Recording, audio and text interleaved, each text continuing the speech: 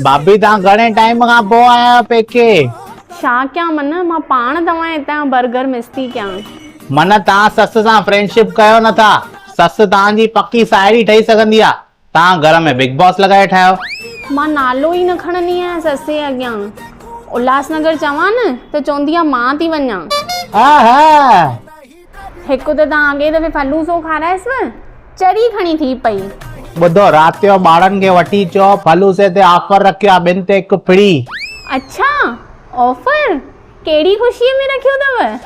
तव्हांजे पेके अचण जी ख़ुशीअ में। हले हले हले पहुचूं था राति जो।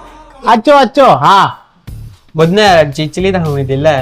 पैसा मां थी कढां पर बर्गर बि खाईंदासीं। न्याणीअ खां पैसा थो कढाए बेशर्मा।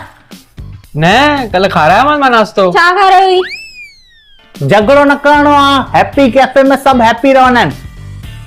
100 रुपया थी खीसे में? न ईअं त 200 आहिनि। ॿुधाए 100 रुपये में कॉम्बो कढियो आहे असां। 99 में कॉम्बो कढियो अथव? वाह, ताकी काई न्याणी बुख में न वेहे तव्हां जिरनि सां। कमायो न, वधीक कमायो न। हा सर। असांखे चिकन खाइणो आहे। चिकन में तव्हांखे पालतू मुर्गी आहे लेकिन जंगली मुर्गी। जंगली मुर्गी? मस्ती हो गया, मस्ती हो। ॿुधा ॿुधा ऑर्डर ॿुधा। चिकन बर्गर दो, एक चीज चिली सबवे भी दो, एक पनीर रैप भी दे दो।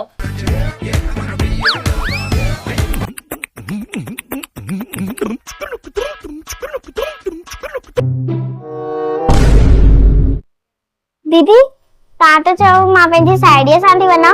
थी मुंहिंजी साहेड़ी त आहे। तव्हां ॿियो छा छा अथव? असां वटि त जाम कुझु आहे लेकिन तव्हांजी छोड़ी वटि पैसा किथे आहिनि? पैसा मां कढंदमि, असां हुननि खे खाइणो आहे।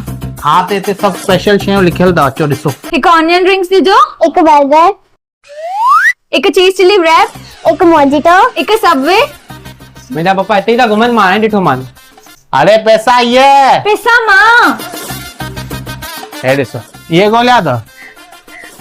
अंकल मूंखे हितां जो व्लॉग ठाहिणो आहे, मां ठाहियां? अरे ठाहियो न, असां पाण सिकंदा आहियूं हिते कोई वीडियो ठाहे। हेलो डियर फ्रेंड, अज़र सां आया आहियूं हैप्पी कैफे में जिते सभु हैप्पी आहिनि। दीदी smile. Wow beautiful, wow so beautiful. Dish किया मस्त, मुंहिंजो ई दुकान आहे, मूंखे न वणंदी आहे।